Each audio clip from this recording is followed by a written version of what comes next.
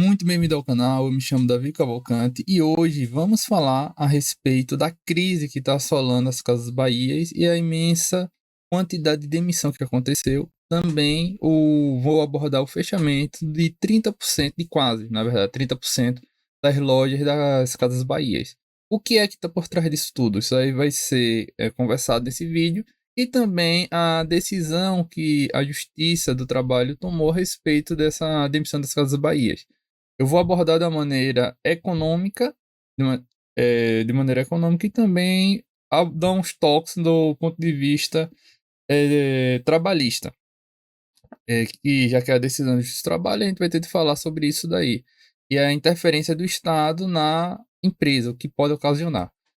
O primeiro ponto que eu tenho a dizer a todos vocês é que as Casas Bahia é uma empresa bilionária. Ela não é uma empresa pobre, uma empresa pequena. Por isso que ocasionou toda essa repercussão a nível nacional. Um ponto importante que eu já vou abordar com vocês é o seguinte: o que é que as Casas Bahia estão dizendo a respeito desse fechamento daí? E depois vamos para números reais informados ao mercado.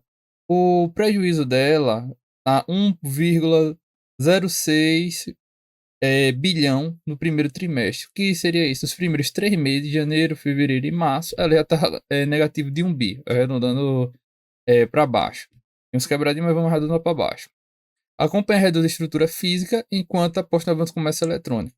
O que é que está acontecendo? Primeiro ponto, o comércio físico está perdendo espaço para eletrônico. Isso daí, a princípio, não teria muito vínculo com a economia. A princípio. Aí, isso é uma estratégia de mercado que ela está fazendo a reestruturação para tentar sobreviver e se readequar à nova realidade, já que depois da pandemia todo mundo se acostumou a comprar diretamente nos marketplaces e também na internet, no próprio site da empresa. Aqui ela diz que a redução na sua estrutura, por sequência de resultados negativos, a gente vai ver isso daí, ó, e dificulta recuperar a rentabilidade, isso é verdade. As Casas Bahia, na verdade, ela negocia commodity, o que é? Ela vai para uma empresa, vamos falar uma Consul, e diz, eu quero 10 mil freezers. Aí ela consegue uma margem de negociação com essa empresa boa, porque ela pediu 10 mil freezers para negociar. E lógico, a indústria ela reduz o valor final de repasse. Isso daí é normal e eles ganham muito dinheiro nisso. Mas é o seguinte, ela não tem, digamos assim, uma grande margem de lucro nesse tipo de venda. Ela, vamos supor que ela compra por 2 mil, ela não pode vender por 7.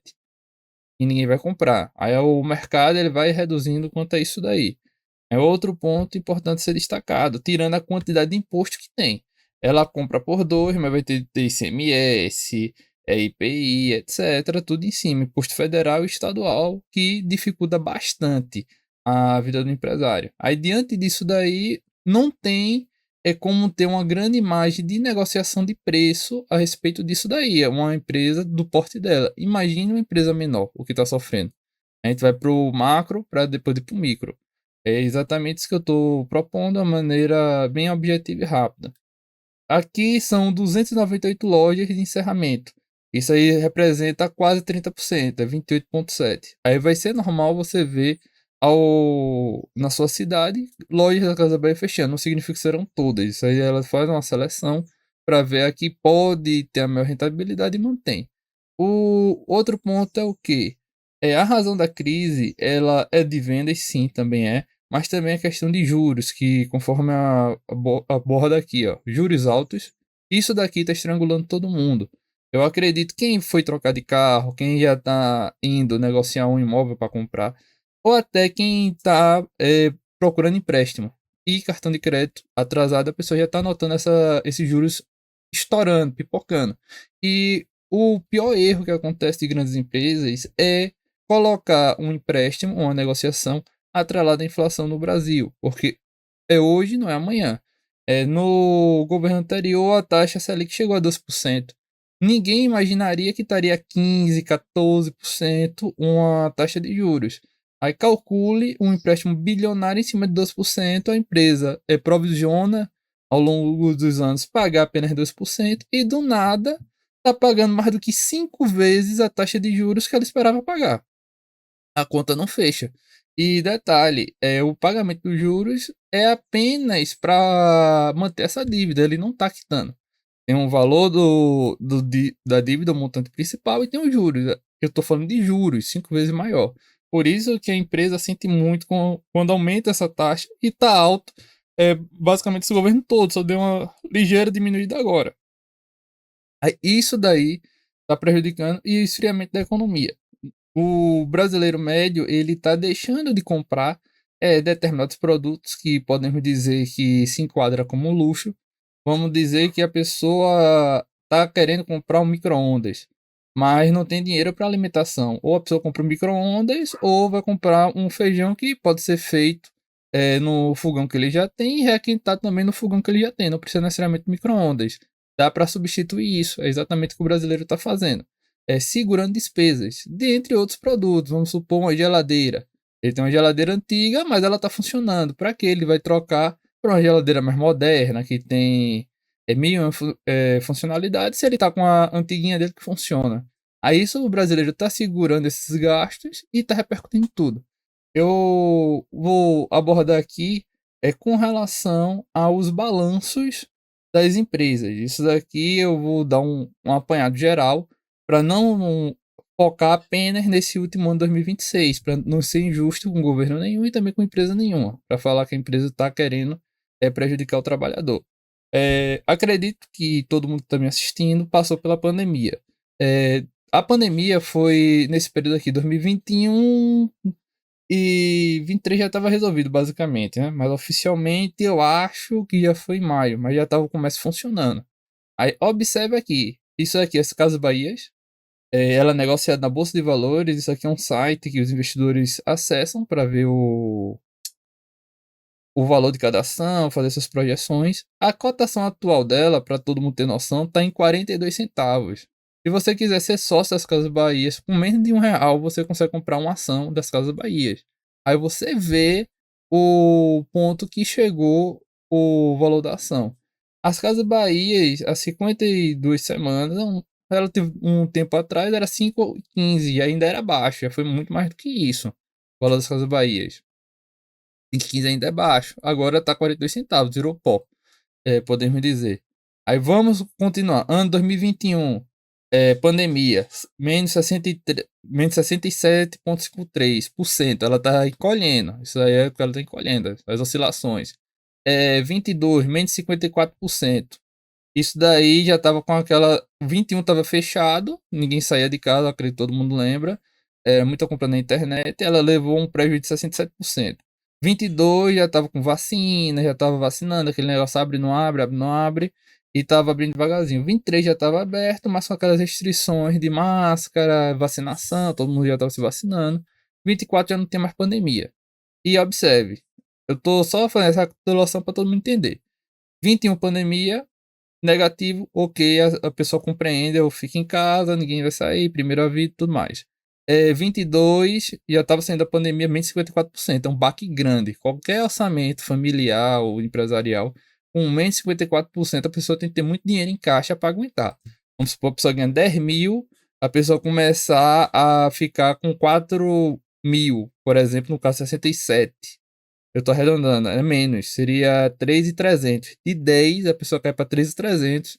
Não tem orçamento familiar que feche. A pessoa vai ter que tirar da sua reserva de emergência. Era isso que a empresa fazia. 22, menos 54%.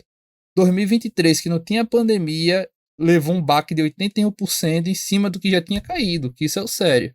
Não é em cima do resultado inicial. Isso daí é ok. Ela cai, tinha não sei quantos bi, aí caiu 1 bi. Em cima da queda que tinha foi mais de 81%. Aí isso é o grave. 24 não tinha pandemia, menos 74%. Aí 2025 ela deu uma respirada. Ela conseguiu respirar com a estruturação. Aí 2026 que veio o baque que não tem como a empresa segurar. Esses funcionários até mostra que ela tentou, que ela não estava demitindo uma quantidade grande, mas 86% pode falar que isso é uma empresa de falência. Aí a gente vem aqui e vê os resultados dela dos últimos 12 meses. Observe o prejuízo que ela teve nos últimos 12 meses para ela começar a demitir.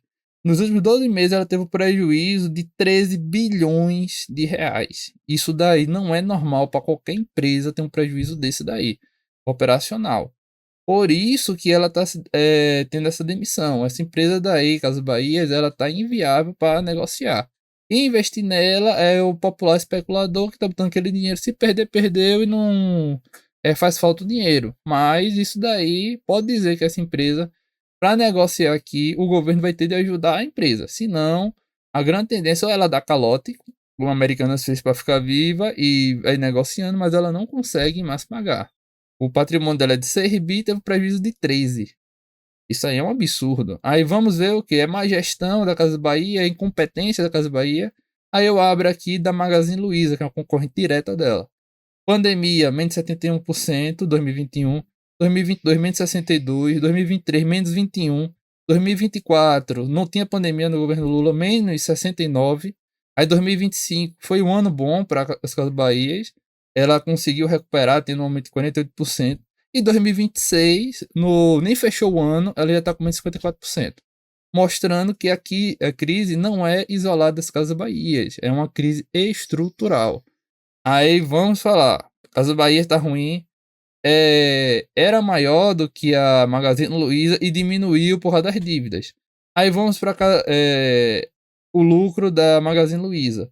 Uma empresa bilionária, cheia de funcionários, só teve um lucro de 88 milhões de reais nos últimos 12 meses. Mas nos últimos 3 meses já pegou desse lucro menos 72 milhões. Significa o quê? Daqui para o final do ano a Magazine Luiza também vai fechar o ano negativo. Nos últimos 3 meses já pegou esses 88 milhões daqui. Aí só sobrou 10. 10 é para isso. Em torno de uns 14, 15 milhões de lucro momentaneamente. Ainda tá girando esse mês de agosto, vai para setembro. Tranquilamente pode fechar no negativo. Aí vamos para o comércio da Americanas. Como foi a Americanas? 21, menos 57, pandemia. 22, 68. 23, ela teve prejuízo de 90%. Isso daí é para quebrar qualquer empresa. 2024, prejuízo de 93%. Eu não sei como o americano está vindo com uma conta de prejuízo desse. 25 menos 17 e 26 menos 20 até agora. Observe nos últimos. Cadê? 2, 4, 5, 6 anos, basicamente, as as americanas só prejuízo. Não tem como uma empresa se sustentar. Ou de pós-pandemia até agora, não tem, tá entendendo? Não tem como uma pessoa se manter desse jeito. Observe o que? De 23 para 26, esses últimos 4 anos aqui, só foi prejuízo, ó. Menos 90%, menos 93%, menos 17%. Aí bate com o quê? 2025 foi melhor para as empresas, já que a Magalu, ela teve um aumento de 48%. Ó. 25 foi relativamente menos mal, né? Mas foi ruim para Americanas. Ó. 25 bate que foi um ano melhor para o varejo, porque Casas Bahia teve um aumento de 9%, Magalu 48% e Americanas ela deixou de cair porque estava caindo. Foi ruim, mas menos para Americanas. 93% negativa, ela caiu para 17%. Ela teve uma melhora, entre aspas, substancial. Aí vamos ver o prejuízo e lucro das Americanas. Tá tendo até agora um prejuízo de 280 milhões. Aí vamos para outra empresa. Para não ficar muito longo, vou passar rápido para vocês olharem que é estrutural o problema e que 2027 está se desenhando para ser uma bomba fiscal para qualquer presidente que pegar. Pode ser de Renan Santos a Lula, Flávio Bolsonaro, não vai ser fácil. Pode ser Pablo Marçal, um empreendedor dos empreendedores bilionário, não vai ser fácil. Pablo Marçal mesmo sabe que está tendo prejuízo. Se alguém entrevistar e perguntar, você teve lucro em 2026, seu patrimônio aumentou ou diminuiu? Questão de número, eu não estou falando de política, ele pode enfeitar. A tendência é dizer que teve prejuízo. Se ele for muito competente, fizer investimento fora, ele pode ter tido algum lucro, mas a tendência é o patrimônio dele ter reduzido. 21, menos 32%, 22, menos 67%, 23, menos 40%, 24, menos 72%, aí 25, aí bate, que foi um ano bom para todas as varejistas, digamos assim. Ruim, mas menos ruim para alguns e bom para as outras. Magalu se deu bem em 25 e Casas Bahia se deu bem em 25. Mas Americanas, e como a gente tá vendo aqui, deu. Marisa foi 0 a 0, né? Mas 26, terrível também, menos 54%. Aí, observe a estimativa dos últimos 6 anos. Isso daqui é para você entender melhor. Jogue para o seu orçamento familiar. Se você iria aguentar ter prejuízos e reduções do seu salário nesses patamares daí. A gente olha muito para a empresa como um focinho quebrável e tudo mais, mas não é por aí. O rico, o dono da empresa, é muito difícil ele ficar pobre, porque ele pega o dinheiro dele, vai para o exterior e vamos demitir todo mundo e o pessoal que se vire com a crise. Ele só vai ficar com os terrenos lá e os prédios. E tome aí recuperação judicial. Aí por isso que tem que ter cuidado com as empresas.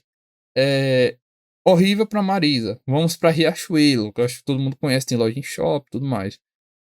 21 foi ruim, pandemia. 22 já estava saindo, 32%. 23 ficou um pouco acima do 0%. 24 negativo. Aí 25 foi um ano muito positivo. Pode ver. A Riachuelo ela subiu 95,50. Isso aí foi um ano bom ou menos ruim para várias empresas varejistas. Aí 26 aí voltou a cair de novo. Isso daí é estrutural. Mas podemos dizer que a Riachuelo ela tá com a gestão melhor do que a Marisa e outras nesse ano, porque ela tá tendo um lucro até agora, os últimos 12 meses, de 1 bi 531 milhões e 570 mil, 570 reais. Aí isso daqui foi bom para Riachuelo no ano 2025 e 26 ela tá perdendo o que ganhou. Mas podemos dizer assim que ela tá lutando e ainda tá tendo fôlego melhor do que o resto. Mas observe nos últimos anos a quantidade de prejuízo que tá tendo no varejo. Aí vamos aqui para C&A, para não ficar muito longo. 21 negativo, 22 negativo, 23 foi fantástico para C&A. Aí 24 subiu um pouquinho, 25 foi bom e 26 negativo também. Menos 41%. Significa que tem alguma coisa acontecendo em 26 que as empresas estão negativas e estão entrando em recuperação judicial. Mas a gestão da C&A foi, digamos assim, suportou melhores impactos. Aí vamos para a Renner, que também é de roupa, né? As Bahia é eletrodoméstico, nada a ver com roupa, mas eu estou misturando só para mostrar o varejo. 35% negativo, 22, 14%, 23, 11, 24, menos 20, aí 25 aí bate. Foi melhor ano que teve do governo Lula foi 25, 26 negativo também. Mostra que não é só Casa Bahia que está com esse problema de financeiro. Aí para fechar o vídeo, eu vou abordar aqui o que a justiça está decidindo a respeito disso. A gravidade que a justiça está fazendo, com certeza essa juíza daí ela pode ter estudado muito, mas não tem um mínimo conhecimento de economia. E a interferência dela pode prejudicar mais famílias ainda dessa crise. Aqui foi o que? A Casas Bahia fechou a empresa e disse que não tem mais como pagar basicamente e está pagando as indenizações, que é mais barato para ela indenizar os funcionários, não ter mais a contratação e mandar todo mundo para casa e procurar o rumo que achar melhor, outro emprego, empreender, o que seja. Aí o que é que acontece? A juíza suspendeu as demissões e ainda botou multa de R$ 500 para trabalhador demitido se não for reintegrado de 5 dias. Aí o que acontece? Uma empresa que demitiu e fechou 300 lojas vai botar onde esse funcionário? É uma pergunta que a juíza não sabe responder. Ela simplesmente diz: não pode demitir e volta para trabalhar. O funcionário vai fazer o quê se não tem mais loja aberta? Ela não resolveu problema nenhum. Ela jogou no colo de uma empresa que já está tendo uma dívida bilionária, mais outra dívida bilionária para fechar o caixão das Casas Bahia. Essa juíza daí, a depender, porque o Brasil não é um país sério. Mas ela podia ser responsabilizada também pelos prejuízos da empresa e pagar processo com relação a isso daí. Ó, a liminar determina que a empresa restabeleça para 5 dias após ser intimado os vínculos jurídicos e econômicos. Observe, ok, a empresa não tem dinheiro, já fez isso para sobreviver. Aí fechou 300, vai botar o funcionário de novo para dentro. A justiça vai entrar com algum dinheiro? Não. A justiça manda, o prejuízo é culpa é por conta do empresário E se porventura tiver lucro, o governo ainda morde um percentual do lucro que a empresa teve graças a esforço próprio. Então o governo não ajuda em nada, ainda abocanha uma parte, que é a contribuição sobre o lucro. Aí mostra como o sistema do Brasil é hostil, é prejudicial ao empresário. Aí não é só isso que essa liminar fez. Observe aqui que o valor que ela coloca pode subir até 10 mil por trabalhador se não for cumprido. Isso aí já vai para, já tá em milhões, pode subir para escala assim, perder de vista. E ainda, o que é que ela colocou, só para fechar rápido aqui, é que se a empresa pagou, que toda vez que tem uma demissão, uma empresa grande, ela paga a rescisão, tem um jurídico para isso daí, calcular a melhor viabilidade, depois vai carregar para pagar. Ela pagando a rescisão, a pergunta é: o trabalhador vai restituir o valor que a empresa pagou de rescisão? Sim ou não? Aí qual foi a ideia brilhante da juíza? Ela disse que o valor da rescisória não precisa ser devolvido neste momento. Aqui, ó, os valores já pagos de rescisória não precisarão ser devolvidos neste momento. A empresa já está quebrada. Eu mostrei aqui por números que a empresa não tem dinheiro. Aí pagou essa parte, com certeza fez algum empréstimo, tirou da reserva dela e está sendo consumida diariamente para pagar, porque o impacto seria menor a médio e longo prazo. E a juíza, que não entende de nada de economia, quer ser a salvadora, mas o fato é o quê? Ela bota o dedo na empresa, não sabe de nada sobre a gestão empresarial, e se der prejuízo, é culpa do empresário, ela não responde por nada. Aí, isso daí é o que acaba com o empresariado no Brasil. Como é que uma pessoa interfere diretamente na gestão, não assume a responsabilidade da sua decisão com relação aos prejuízos, e a empresa tem de cumprir, se não é pior ainda para ela. Observe a hostilidade. Aí, o valor que poderia ser devolvido, já que o trabalhador voltou, lá ele deveria devolver o dinheiro que recebeu de rescisão. Aí ficando eventual compensação, restituição para uma decisão posterior. Quando é que vem essa decisão? A Deus dará, não vai ter.